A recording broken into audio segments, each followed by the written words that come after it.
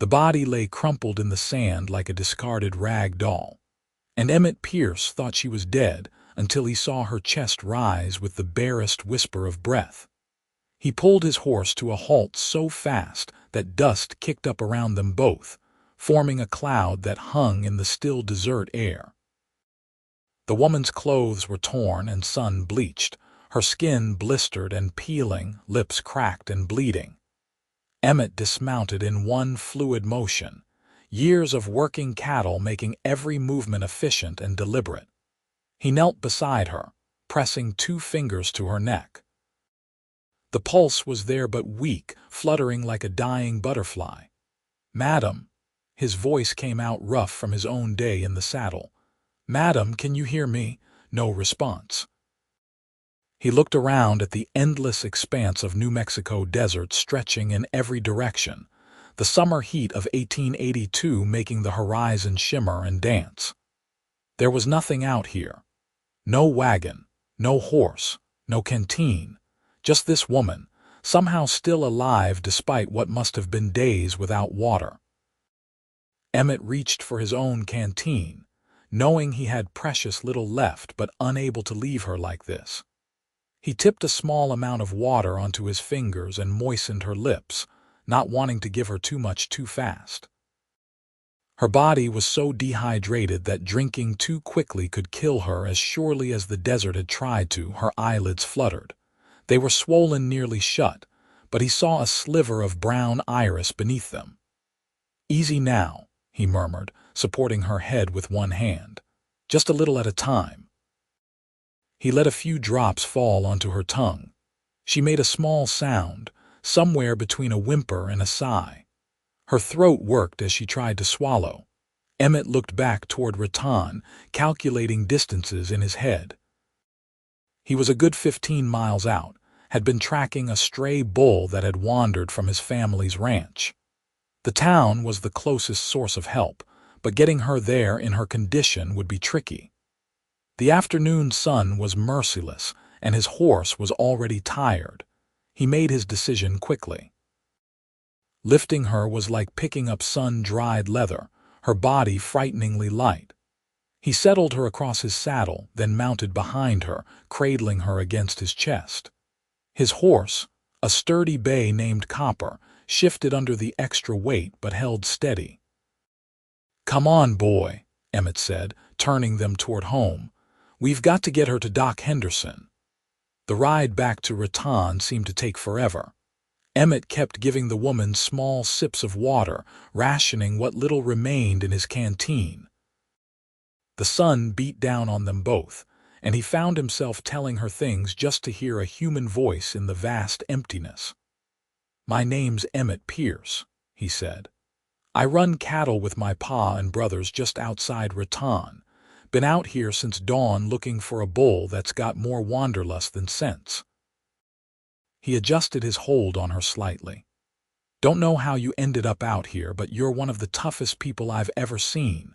Most folks wouldn't last a day in this desert without water. You must have been out here for several." Her head lolled against his shoulder. Every so often she would make a small sound, and he would give her another careful sip of water. By the time Raton came into view, Emmett's canteen was empty and his shirt was soaked with sweat. The town sat in a valley surrounded by mesas, a collection of wooden buildings and dusty streets that served ranchers and railroad workers. It was not much, but it was civilization, and right now that meant hope. People stopped to stare as Emmett rode down Main Street with the half-dead woman in his arms. He ignored them, heading straight for Doc Henderson's office at the end of the street. The doctor was just locking up for the evening when Emmett arrived. "Doc," Emmett called out, "need help here." Samuel Henderson turned, took one look at the woman, and immediately unlocked his door again. Bring her in, bring her in." "What happened?" "Found her in the desert about 15 miles out," Emmett said, carrying her inside and laying her on the examination table. "Don't know how long she's been out there, but she's in bad shape." Doc Henderson was already examining her, his weathered hands gentle but efficient. He was a man in his 60s who had seen everything from gunshot wounds to cholera, and his face remained professionally neutral as he worked. "She's severely dehydrated. Sunstroke too. Get me water from the pump, clean water, and tell Martha to bring whatever broth she has ready." Emmett rushed to comply, grateful to have something useful to do. Martha Henderson, the doctor's wife, took one look at the situation and went into action, returning within minutes with a pot of warm beef broth. For the next several hours, Doc Henderson worked to save the mysterious woman's life. He got fluids into her drop by careful drop, cleaned and dressed her sunburns, and monitored her vital signs. Emmett stayed, unable to bring himself to leave. He sent word to his family that he would be delayed, but he did not go home. "She should be dead," Doc Henderson said finally, washing his hands in a basin. "I don't know how she survived. The human body can only go 3 to 4 days without water, and by the look of her, she's been out there longer than that." "Will she make it?" Emmett asked. "I think so. She's got a will to live, that's clear enough. But she's not out of danger yet. Next 24 hours are critical." The doctor looked at Emmett with knowing eyes. "You planning to stay?" "Yes, sir," Doc Henderson nodded. "There's a chair in the corner. Make yourself comfortable. I'll be checking on her through the night." Emmett pulled the chair next to the examination table, which they had converted into a makeshift bed with blankets and a pillow. In the lamplight, he could see the woman's face more clearly now that some of the swelling had gone down. She was young, probably close to his own 24 years. Her hair, once cleaned of sand and dirt, was a rich dark brown. There was something refined about her features, despite their current condition, that suggested she was not accustomed to harsh living. Who was she? How had she ended up alone in the desert? The questions circled in his mind as he settled in to wait. The woman stirred sometime around midnight, making small, distressed sounds. Emmett was on his feet immediately, leaning over her. "It's all right," he said softly. "You're safe now. You're in Raton with a doctor." Her eyes opened slowly, and for the first time she seemed to actually see him. Her lips moved, but no sound came out. "Don't try to talk," Emmett said. "Just rest. You need to heal." But she kept trying, her face twisted with urgency. Finally, a single word emerged, barely a whisper. "They." "Who?" Emmett asked, moving closer. "Who did this to you?" Her eyes closed again, and she went still. For a moment, Emmett thought she had died, but her breathing continued, shallow but steady. Whatever she had been trying to tell him would have to wait. Doc Henderson appeared in the doorway, holding a fresh pitcher of water. She wake up, for a moment, tried to say something but could not get it out. The doctor nodded. "That's a good sign, actually. Means she's got enough awareness to try to communicate. Here, help me get some more fluids into her." They worked together through the small hours of the morning, a rhythm developing between them. Emmett would support her head while Doc Henderson administered water and broth in tiny amounts. By dawn, the woman's color had improved slightly, and her breathing seemed stronger. "I think she's turned the corner," Doc Henderson said, stretching his back with audible pops. "You should go home, get some rest. She'll probably sleep most of the day." But Emmett shook his head. "I'll stay a while longer if you don't mind." The truth was he could not explain the pull he felt to remain by her side. Maybe it was because he had found her, had been the one to bring her back from the edge of death. Maybe it was simple human curiosity about her story. Or maybe it was something else, something he was not ready to name yet. The morning brought more people asking questions. Sheriff Tom Brady stopped by, wanting to know if the woman had said anything about who she was or how she had ended up in the desert. The sheriff was a no-nonsense man with gray threading through his dark hair and eyes that missed nothing. "Haven't gotten much out of her yet," Doc Henderson said. "She's still recovering." "Well, when she can talk, I need to speak with her," Brady said. Strange business. A woman alone in the desert like that. Could be trouble following her. Emmett did not like the implication but had to admit the sheriff had a point. Women did not cross 80 miles of desert for no reason. It was late afternoon when the woman woke again, this time with more awareness. Her eyes focused on Emmett, who had dozed off in the chair beside her bed. Something must have alerted him because his eyes opened to find her watching him. "Hey," he said gently, sitting up. "How are you feeling?" "Terrible," she whispered, her voice like sandpaper, but there was a hint of humor in it that made Emmett smile. "I'd imagined so. You gave us quite a scare. Can you tell me your name?" She was quiet for a moment, and Emmett wondered if she had drifted off again. Then she spoke, each word clearly an effort. "Madeline. Madeline Zimmerman. Madeline," he repeated. "I'm Emmett Pierce. I found you in the desert yesterday. Do you remember how you got there?" Her eyes closed and her face contorted with what looked like pain or perhaps fear. "The wagon train. There was a fight. My father, he's dead." Emmett's chest tightened. "I'm sorry." "We were headed to California," Madeline continued, her words coming in short bursts. "Got separated from the main group. Then outlaws attacked. They killed my father and the few others with us. Took everything. I ran. And you walked." "I walked." Her eyes opened again, meeting his. "I did not know which direction to go, just kept moving, thought I would die out there." "How long were you walking?" "I don't know. Days, lost count, the days all blurred together." A single tear traced down her temple into her hair. "My father. He was all I had left after my mother died 2 years ago." Emmett reached out and gently squeezed her hand. "I'm so sorry for your loss, but you're safe now. You're in Raton, New Mexico, and Doc Henderson has been taking good care of you." "Why did you save me?" The question was so quiet he almost missed it. "Because it was the right thing to do," Emmett said simply. "Could not very well leave you out there to die." Madeline's eyes studied his face for a long moment. "Thank you." Doc Henderson came in then, pleased to see his patient awake and talking. He examined her, asked her questions about pain and symptoms, and declared that she was making remarkable progress. "You'll need to stay here for at least a few more days," he told her. "Your body's been through hell. It needs time to recover properly." "I don't have any money," Madeline said, her voice full of worry. "The outlaws took everything." "Don't you worry about that right now," Doc Henderson said kindly. "We'll figure something out."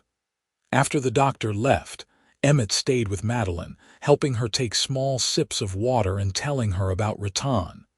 It seemed to calm her, hearing about the ordinary rhythms of town life. He told her about his family's ranch, about his parents who had settled here 20 years ago, about his 2 younger brothers who were currently driving him crazy by not keeping proper track of the cattle. "What about you?" he asked. "Where were you from originally?" "Ohio," Madeline said. "Columbus.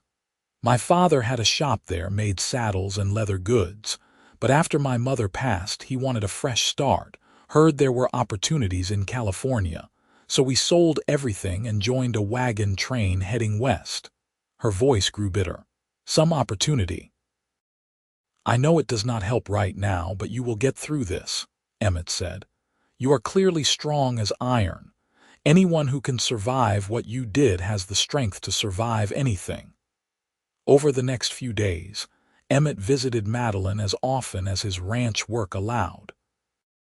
Each time she seemed a bit stronger, a bit more like the person she must have been before the desert tried to claim her. Her wit was sharp when she had the energy for it, and she asked him questions about everything: the land, the cattle business, the people of Raton. "Tell me about your family," she said one afternoon when he brought her a book from the general store. "You've mentioned them, but never in detail." Emmett settled into the chair that had become his usual spot. "Well, there's my pa, Robert Pierce. He's the one who decided to come out here and make something of nothing. He's tough as old boot leather but has a soft heart he tries to hide. My ma, Judith, is the one who really runs things, though she lets Pa think he's in charge. Then there are my brothers. James is 21, thinks he knows everything, and is probably why half our cattle end up wandering off. And Thomas is 18, got his head full of dreams about seeing the world instead of staying here on the ranch. Sounds nice, Madeline said softly, having family around you. They can drive a man to drink, Emmett said, trying to lighten the mood.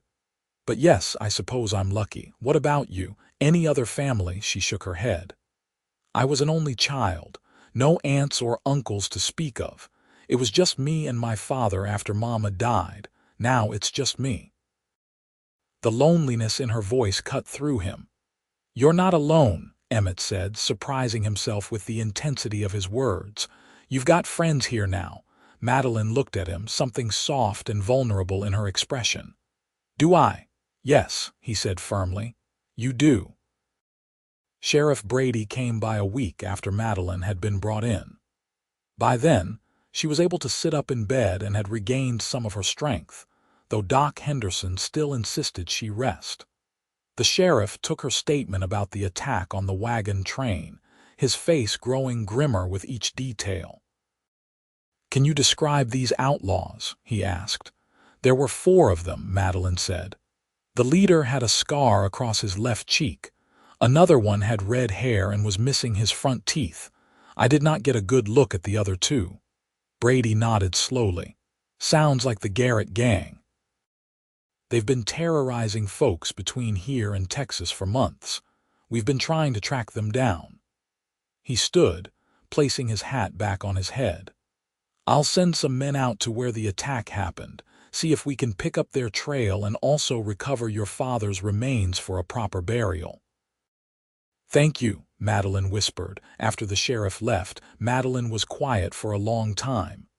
Emmett stayed with her, not pushing for conversation, just being present. Finally, she spoke. I keep seeing it in my mind, the gunfire, my father falling. The way they laughed while they went through our things. Those images will fade with time, Emmett said, though he knew his words could not erase the trauma. Not completely, maybe, but they'll hurt less. I don't know what I'm going to do, Madeline admitted. I have no money, no family, no plans. California seems impossible now. You don't have to figure it all out today, Emmett said. Just focus on getting better. The rest will come. 2 weeks after Emmett had found her in the desert, Madeline was finally well enough to leave Doc Henderson's office. The question of where she would go had been weighing on everyone's mind. The answer came from an unexpected source. She can stay with us, Judith Pierce announced when the subject came up at the ranch one evening. Emmett had told his family Madeline's story, and his mother had been moved by the young woman's plight. We've got the extra room, and the girl needs somewhere to recover properly. Besides, she'll need time to figure out her next step. Judith, we don't know anything about her, Robert said, though his tone suggested he was already resigned to losing this argument. We know she's had a terrible tragedy and needs help, Judith countered. That's enough for me. Emmett, you tell her she's welcome here as long as she needs. When Emmett relayed the invitation to Madeline, tears filled her eyes. I can't impose on your family like that. It's not an imposition if they are offering, Emmett said. My mother is stubborn as the day is long. If she's decided you're staying with us, arguing will only make her more determined. So Madeline came to the Pierce Ranch, a sprawling property with a main house, barn, and several outbuildings. The house itself was built of wood and adobe, sturdy and practical. Judith had prepared the spare room with fresh linens and wildflowers in a jar on the windowsill. You make yourself at home, dear, Judith said warmly when she showed Madeline the room. She was a handsome woman in her mid-40s with graying blonde hair and kind eyes. If you need anything at all, you just ask. The first few days were an adjustment for everyone.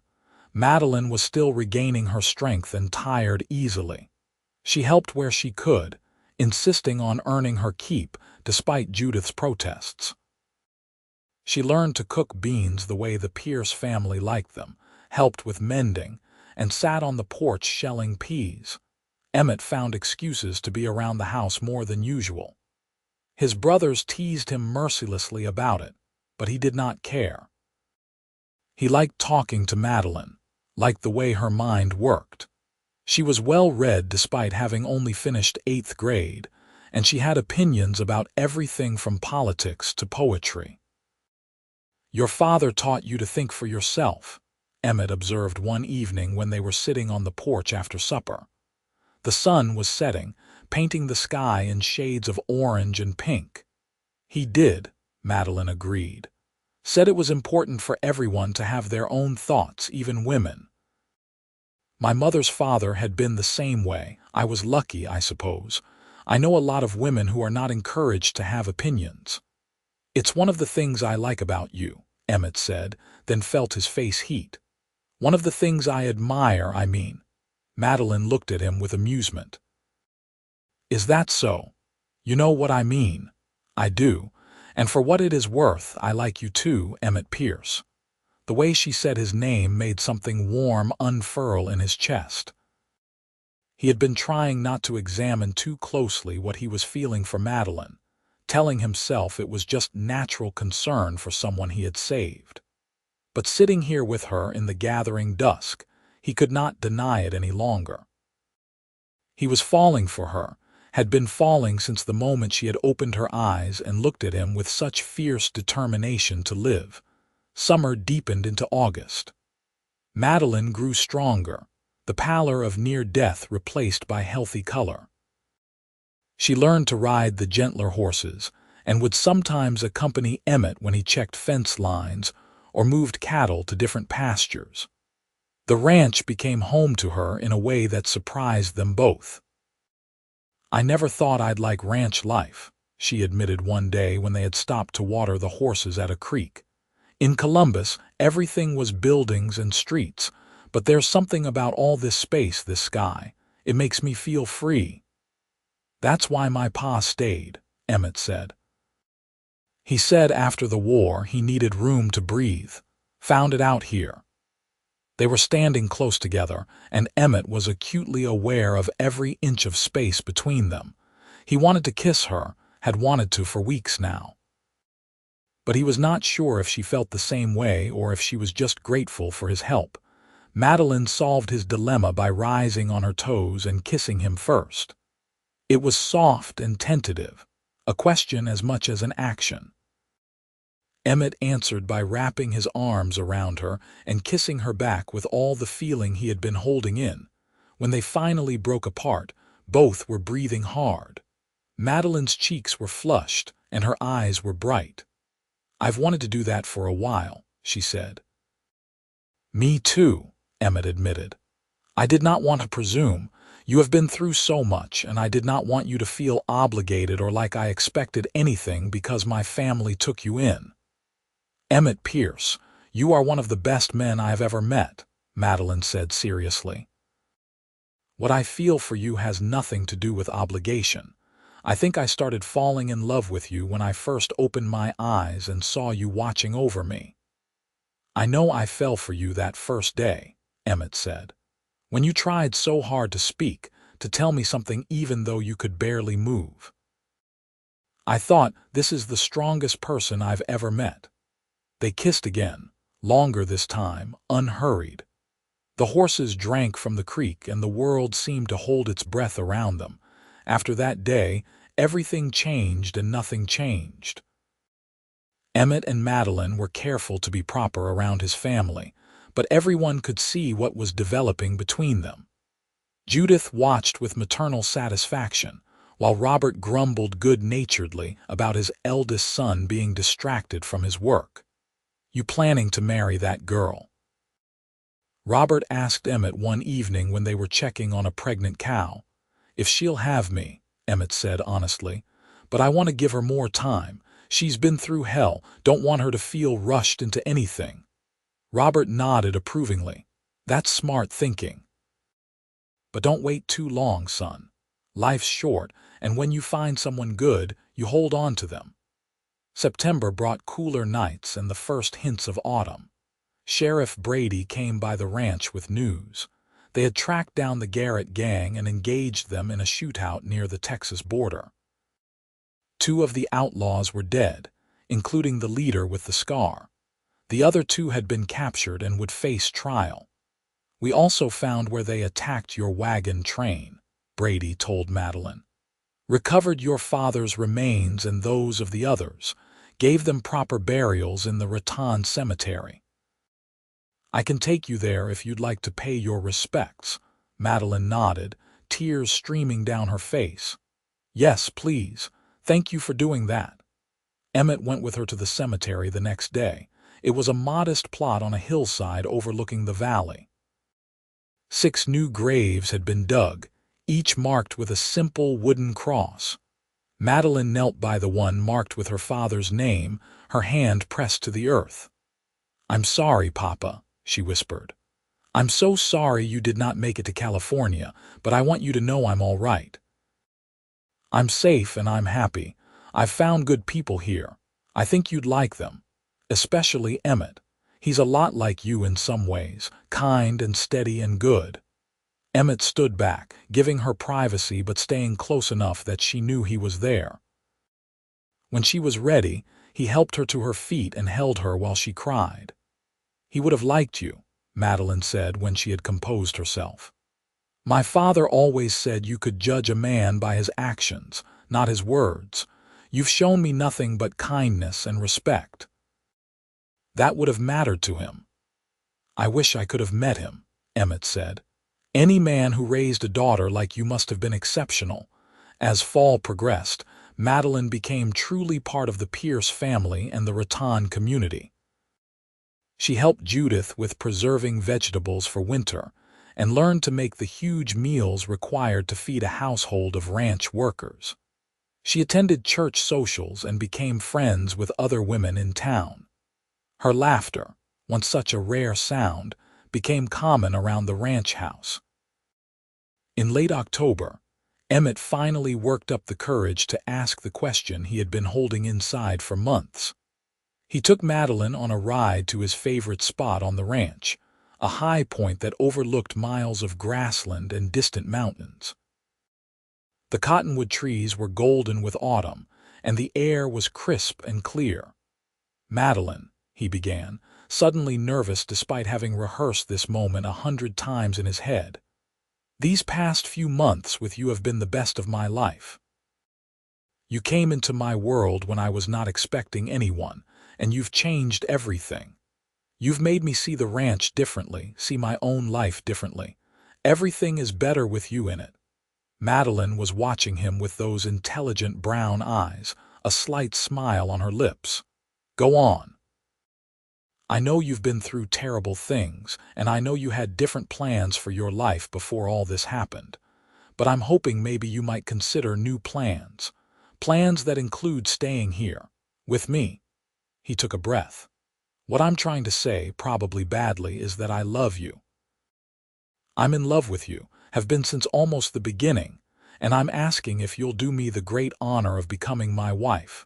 For a moment that felt like an eternity, Madeline was silent. Then her smile widened into something radiant. "Yes," she said simply. "Yes, I'll marry you, Emmett Pierce." Emmett let out a breath he had not realized he was holding and pulled a small box from his pocket.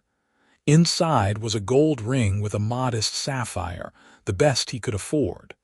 "It was my grandmother's," he explained as he slipped it onto her finger. "Ma wanted you to have it. Your mother knew you were going to propose. The whole family knew. James bet me $5 I'd lose my nerve. I can't wait to collect." Madeline laughed, that wonderful free sound that Emmett loved. Then she kissed him, and for a while no more words were needed. They married in November on a clear, cold day that seemed blessed by the universe itself. The ceremony took place in Raton's small church, with Reverend Matthews officiating. Madeline wore a dress that Judith and several town women had worked on together. simple but beautiful in cream-colored silk. Emmett wore his best suit, his hair slicked back and his boots polished to a shine. The whole town turned out for the wedding. In the months since Madeline had arrived, her story had become local legend. The woman who had crossed 80 miles of desert and lived to tell about it. People admired her strength and were happy to see her find joy after such tragedy. "Do you, Emmett Robert Pierce, take this woman to be your lawfully wedded wife?" Reverend Matthews intoned. "I do," Emmett said, his voice strong and sure. "And do you, Madeline Rose Zimmerman, take this man to be your lawfully wedded husband?" "I do," Madeline said, smiling through happy tears. "Then by the power vested in me by the territory of New Mexico, I pronounce you husband and wife. You may kiss your bride." Emmett did not need to be told twice. The kiss was chaste by necessity, given their audience, but it held the promise of all the kisses to come. The reception was held at the largest building in town, the community hall. There was music and dancing, food and drink, and endless good wishes from neighbors and friends. Robert Pierce gave a toast that made everyone laugh and cry in equal measure. Judith held Madeline's hands and welcomed her officially into the family. "You take care of my boy," she said through tears. "I will," Madeline promised, "and he'll take care of me. We'll take care of each other." That night, Emmett brought his wife home to the small house he had built on Pierce land over the past month. It was not large, just 3 rooms, but it was theirs. He carried Madeline over the threshold as tradition dictated, and she laughed at his exaggerated show of strength. "Welcome home, Mrs. Pierce," he said, setting her down gently. "Mrs. Pierce," Madeline repeated, testing out the name. "I like the sound of that." They stood in the middle of their new home, surrounded by furniture that family and friends had donated or helped them build. A fire crackled in the stone fireplace Emmett had constructed with his own hands. The bed was covered in one of Judith's quilts. It was humble but warm, a place of their own. "Are you happy?" Emmett asked, suddenly needing to know. Madeline cupped his face in her hands. "Happier than I ever thought possible. When I was in that desert, dying of thirst and thinking I'd never see another sunrise, I could not have imagined this. Could not have imagined you or this life we're building. It's like I died out there and came back to a different world, a better one." "You made it through the worst life could throw at you," Emmett said. "Everything from here on should be easier." "I don't know about that," Madeline said with a teasing smile. "I hear ranch life can be pretty challenging." "Well then, it's a good thing you're the toughest woman in New Mexico." They made love for the first time that night, tentative and then passionate, learning each other in the firelight. Afterward they lay tangled together, listening to the wind outside and the pop of burning wood. "Tell me something," Madeline said sleepily. "When you found me in the desert, did you ever think we'd end up here?" "Honestly, no. I just thought about getting you to Doc Henderson. But maybe some part of me knew even then. Some part of me recognized you." "Recognized me how?" "As mine," Emmett said simply. "As the person I'd been waiting for without knowing I was waiting." Madeline kissed his chest, right over his heart. "I feel the same way. Like I walked through hell to get here, but it was worth it because this is where I was supposed to be." Their first year of marriage was not without challenges. The winter of 1882 was harsh, with snowstorms that trapped them in the house for days at a time. But Madeline proved as capable as Emmett had always known she was, helping with the animals, keeping the house warm, and never complaining about the hardships. Spring brought new life to the ranch. Calves were born, flowers bloomed, and Madeline discovered she was pregnant. The news filled Emmett with a mixture of joy and terror. "I'm going to be a father," he kept saying, as if repetition would make the reality sink in.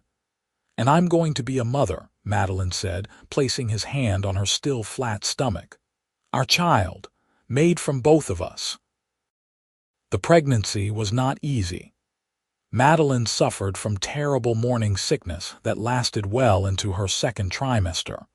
But she remained in good spirits, excited about the baby despite the discomfort. "At least I'm not dying of thirst in the desert," she would joke when the nausea was particularly bad. It had become her measuring stick for hardship. Nothing could quite compare to those days of dehydration and despair.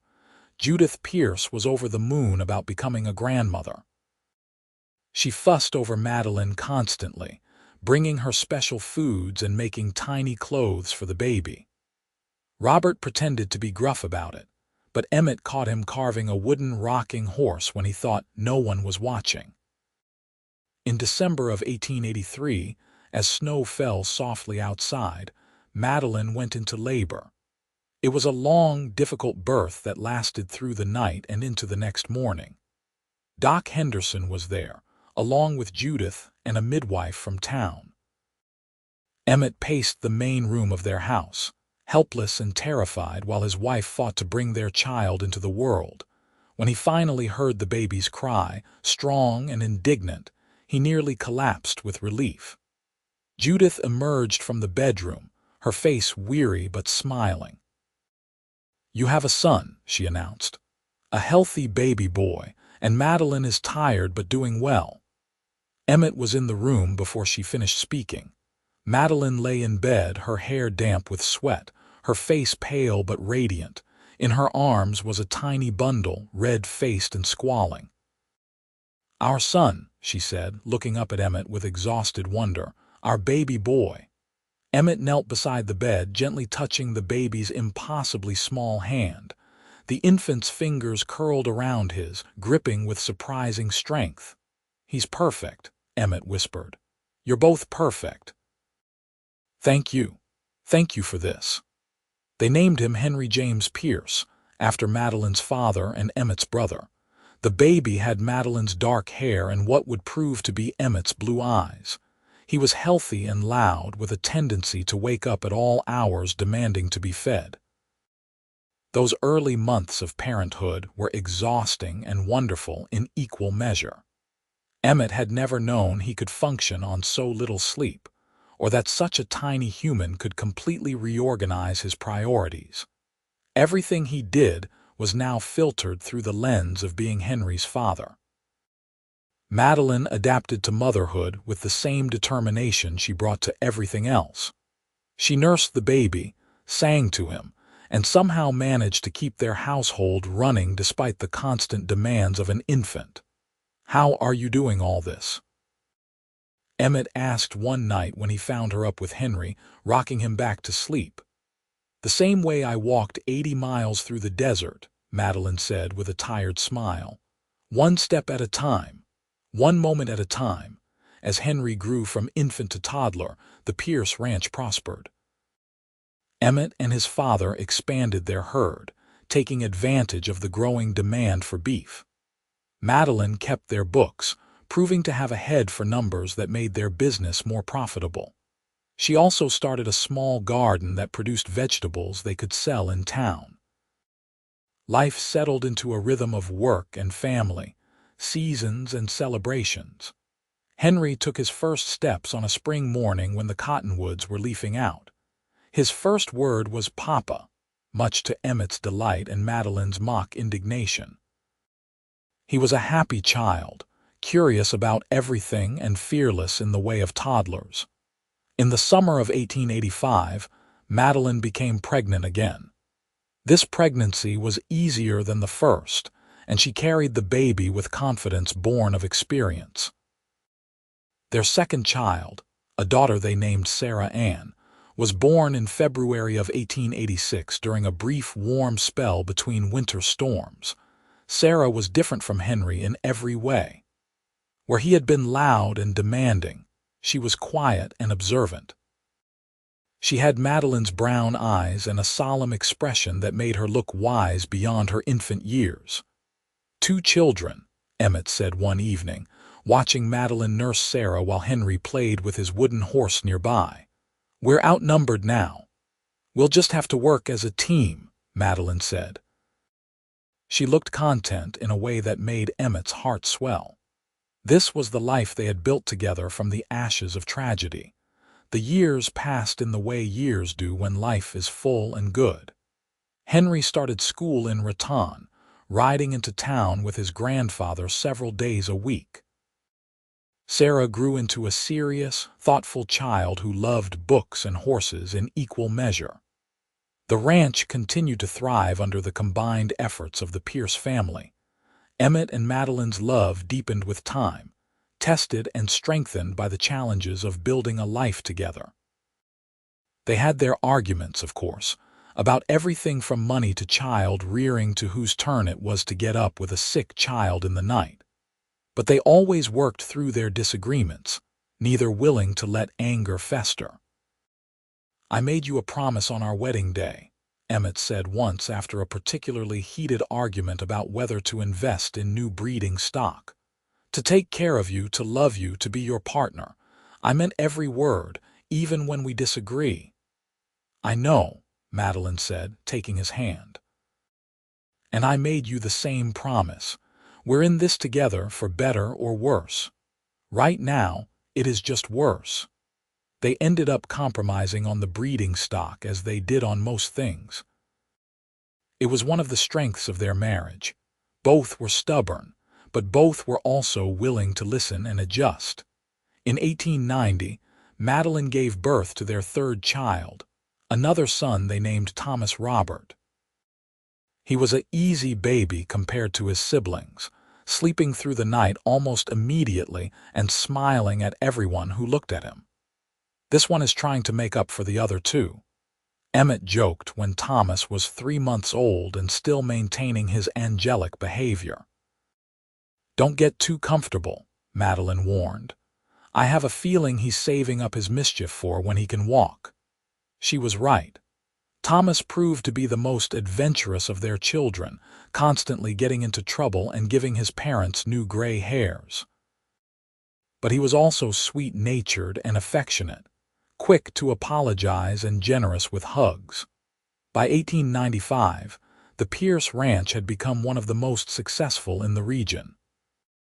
Emmett's reputation for fair dealing and quality cattle had spread, and buyers came from as far away as Denver to purchase from him. The original small house he had built for Madeline had been expanded several times to accommodate their growing family. One evening in early summer, Emmett and Madeline sat on the porch of their home, watching the sunset paint the sky in brilliant colors.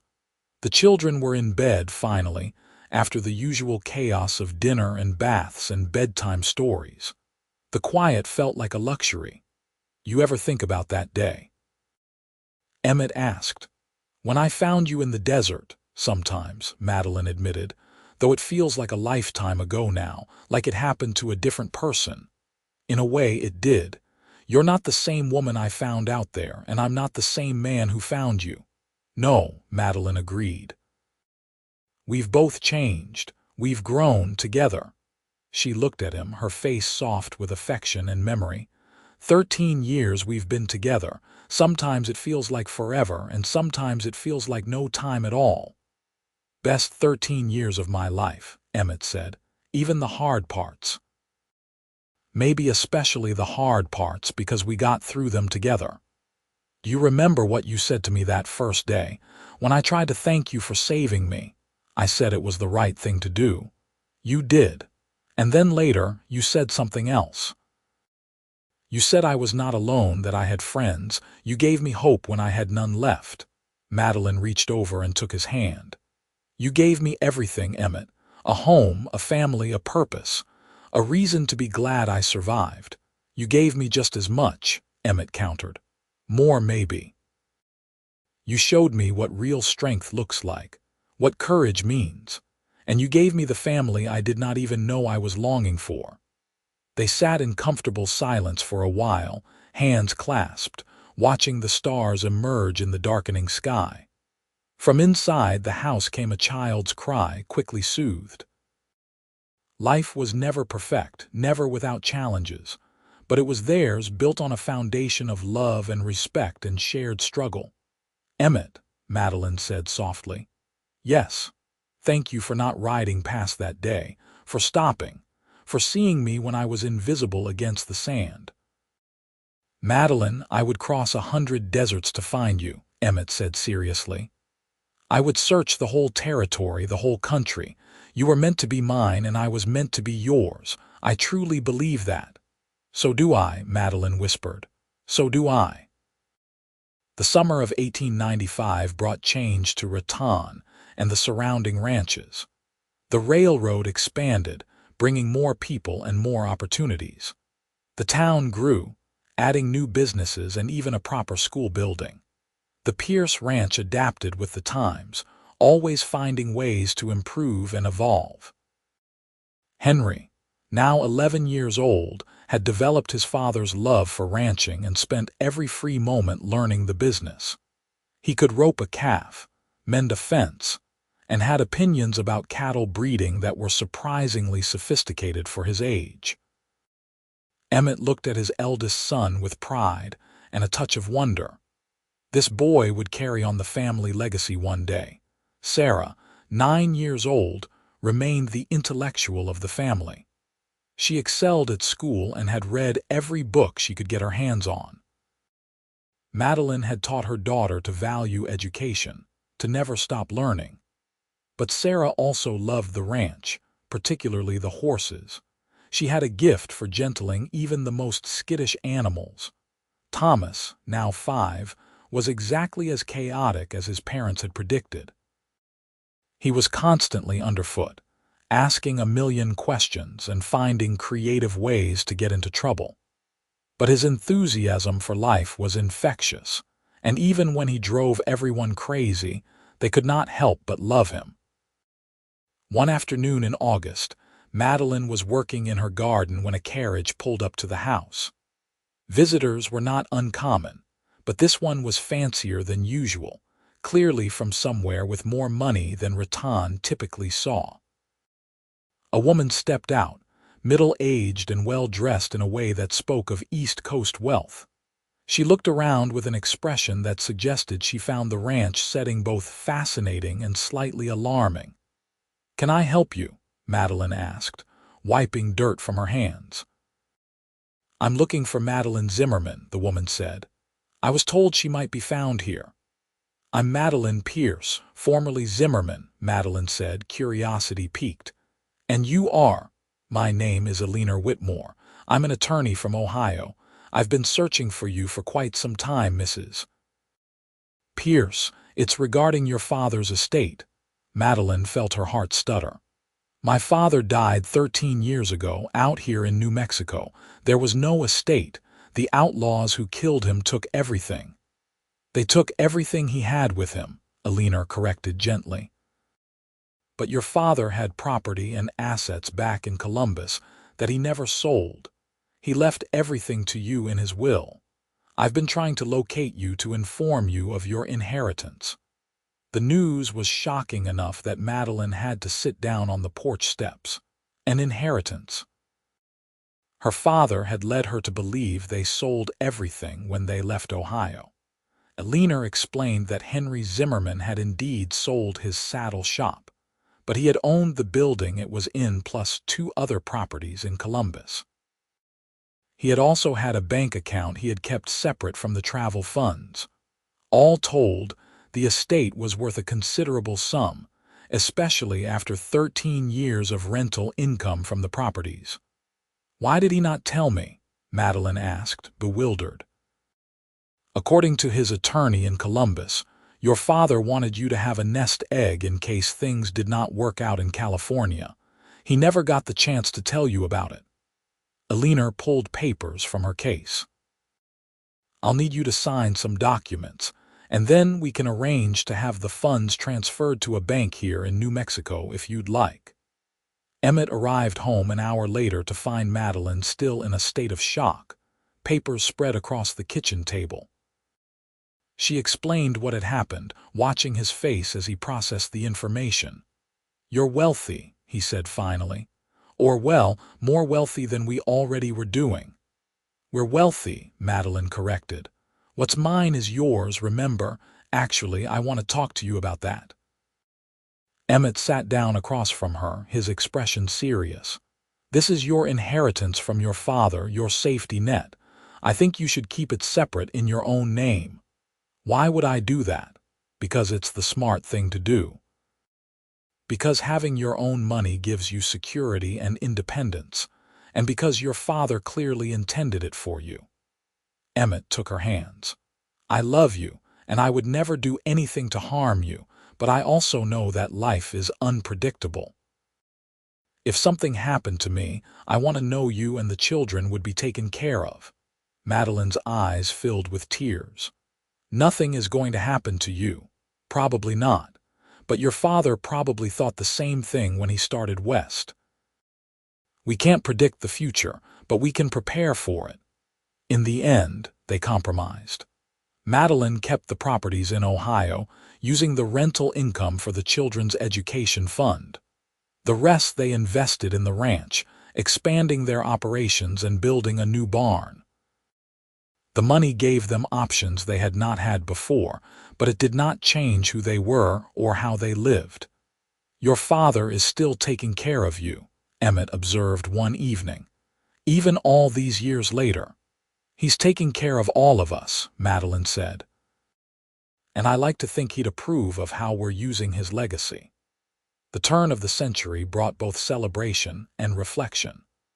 On New Year's Eve of 1899, the Pierce family gathered with half the town in Raton to mark the transition to a new era. Madeline stood with Emmett, their children around them, and thought about how far she had come. 18 years ago, she had been dying in the desert, certain her life was over. Now she stood in the midst of family and friends, successful and happy and loved. The journey between those 2 points had been filled with challenges and triumphs, ordinary moments and extraordinary ones. "What are you thinking about?" Emmett asked, pulling her close as the countdown to midnight began. "Everything," Madeline said. "How lucky I am, how grateful." "I'm the lucky one," Emmett insisted. "I found you, remember? We found each other," Madeline corrected. "And then we built this life, piece by piece." As the crowd counted down the final seconds of the century, Madeline looked around at her family. Henry, now 15 and already taller than her, stood with his arm around his girlfriend from town. Sarah, 13 and beautiful in that awkward way of early adolescence, was laughing with friends. Thomas, 9 and still filled with boundless energy, was trying to convince his grandfather to let him stay up past midnight. This was what she had survived for. This family, this life, this love. When midnight struck and everyone cheered, Emmett kissed her the way he had been kissing her for 18 years, with passion and tenderness and complete devotion. Around them, the new century began with hope and promise. The early years of the new century brought changes to the American West. The frontier era was ending, replaced by a more settled, civilized society. But in Raton and on the Pierce Ranch, life continued much as it always had, governed by the seasons and the rhythms of cattle ranching. In 1903, Henry graduated from high school and announced his intention to marry his longtime sweetheart, Alice Martin. The wedding was held at the ranch, and Emmett found himself fighting tears as he watched his son pledge his life to another person. "We're getting old," he told Madeline that night. "We're getting older," she corrected. "There's a difference, and we're becoming grandparents, which is exciting."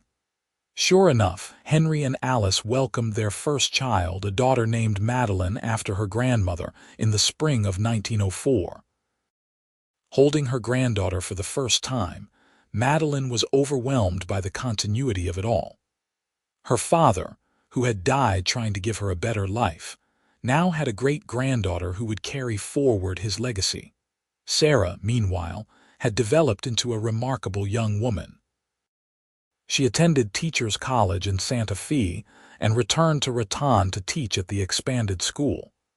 She was in no hurry to marry, much to the disappointment of several young men in town, saying she had too much she wanted to accomplish first. "She reminds me of you," Emmett told Madeline. "Strong-willed and determined. She's better than I was at her age," Madeline said with pride. "She knows what she wants and is not afraid to go after it." Thomas, the baby of the family, was growing into a young man with his father's work ethic and his mother's quick mind.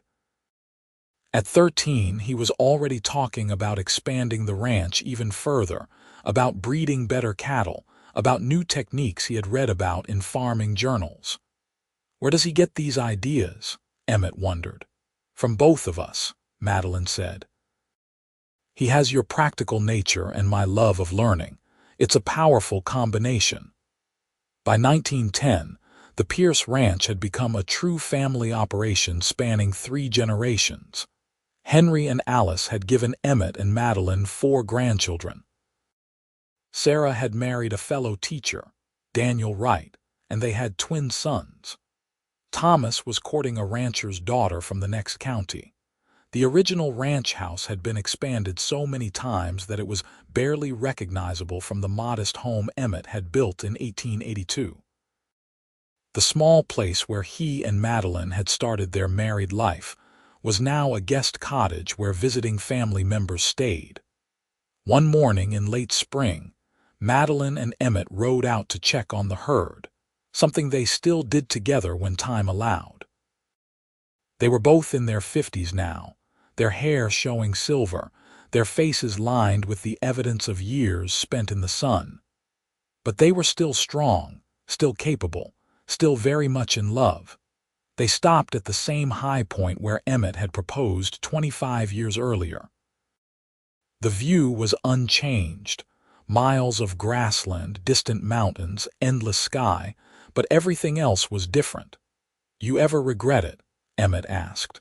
"That you did not make it to California, that your father's dream did not come true the way he planned?" Madeline was quiet for a long moment, considering the question seriously. "I used to wonder about that," she admitted. "In the early years, I'd sometimes think about what life might have been like if the outlaws had not attacked, if we had made it to California. But then I'd look at you, at our children, at the life we built, and I'd realize that this was exactly where I was meant to be." "Your father wanted you to have a better life," Emmett said. "Do you think he'd consider this a success?" "I think he'd be amazed," Madeline said with certainty. "Not just by the ranch or the money or the grandchildren, though those are wonderful. I think he'd be amazed that I survived what I did and came out stronger on the other side. That I found a partner who respects me as much as he loves me. That I built something lasting and good." She looked at Emmett with eyes that still made his heart skip. "Yes, I think my father would be very proud of what his daughter accomplished." "I'm proud of you," Emmett said. "Every single day I'm proud to be your husband, and I'm proud to be your wife, still, always." They rode back to the ranch hand in hand, comfortable in the silence that comes from decades of companionship. The sun was warm on their backs and the spring grass was green and lush. Life was good. That evening the family gathered for Sunday dinner, as had become tradition. The long table in the ranch house dining room was crowded with Pierce family members. Emmett and Madeline at the head, their 3 children and their spouses, 8 grandchildren ranging in age from infancy to teens, and Robert and Judith Pierce, now in their 80s but still sharp and engaged. There was laughter and noise, the chaos of multiple conversations happening at once, children arguing and adults mediating. Madeline looked around the table and felt a profound sense of contentment. This loud, messy, wonderful gathering was the direct result of one man's decision to stop his horse in the desert 30 years ago. "What are you smiling about, Mama?" Sarah asked.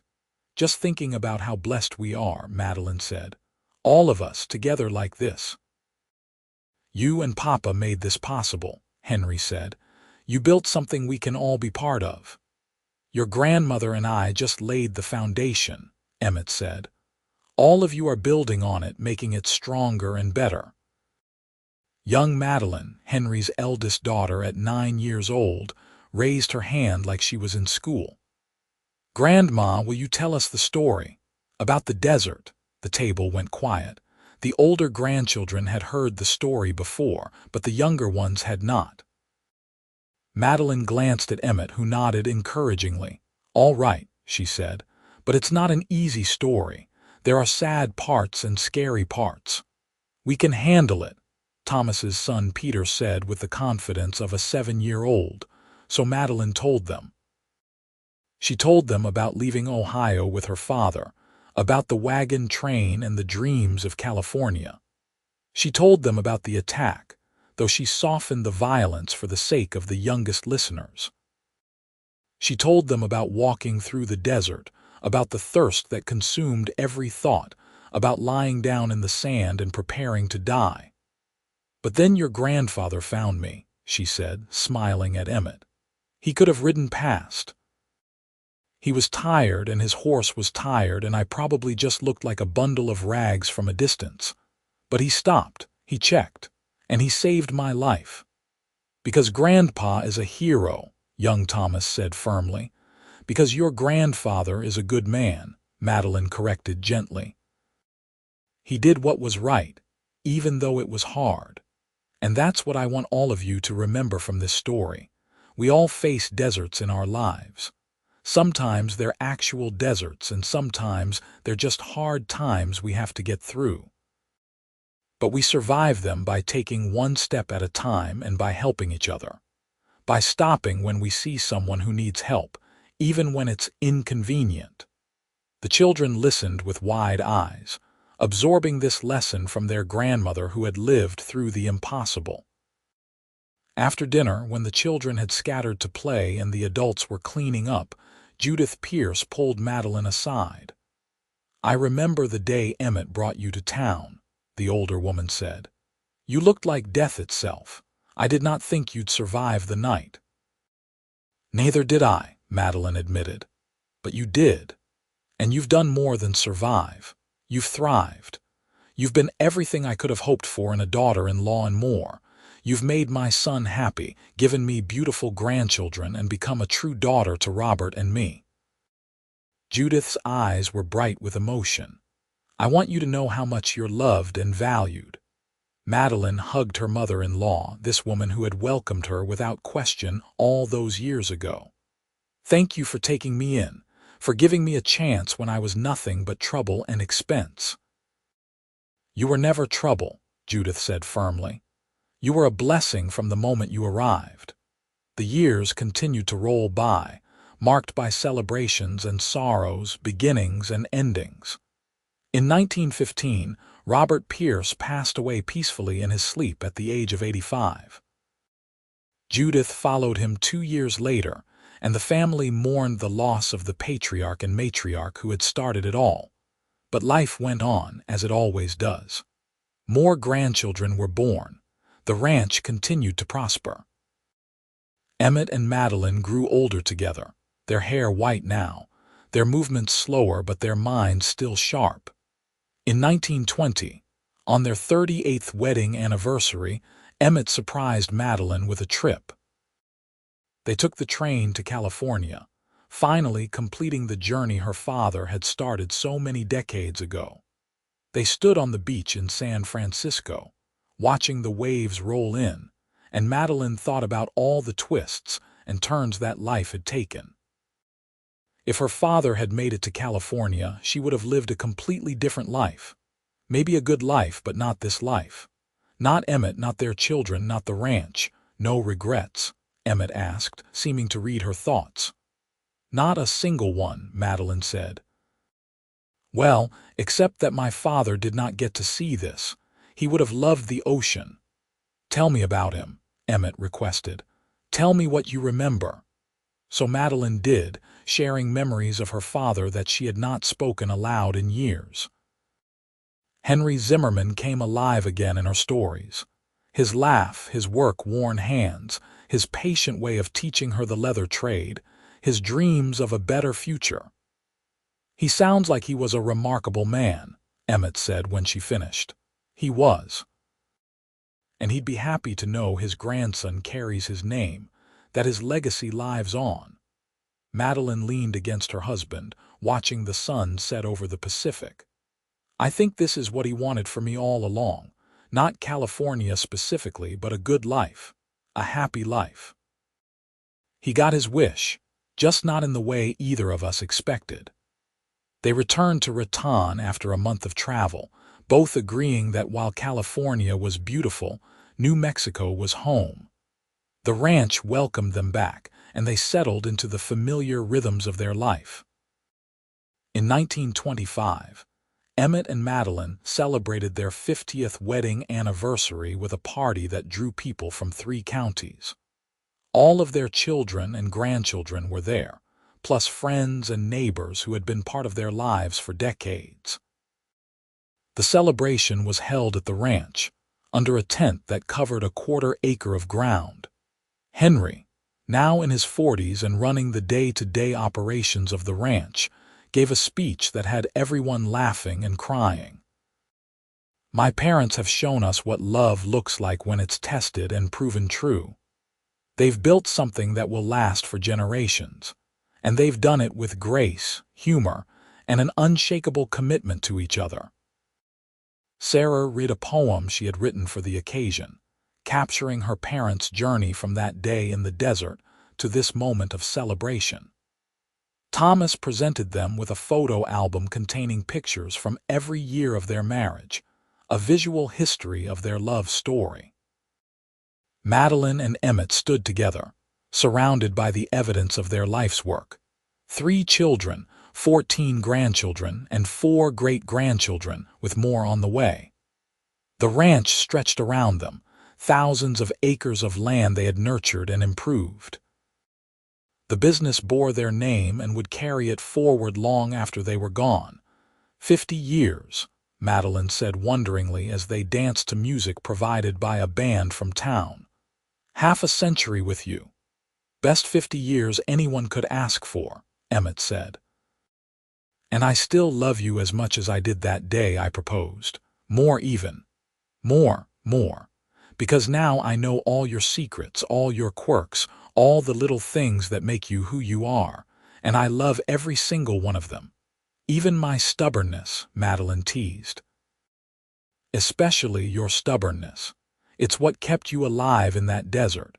It's what's kept us strong through everything else."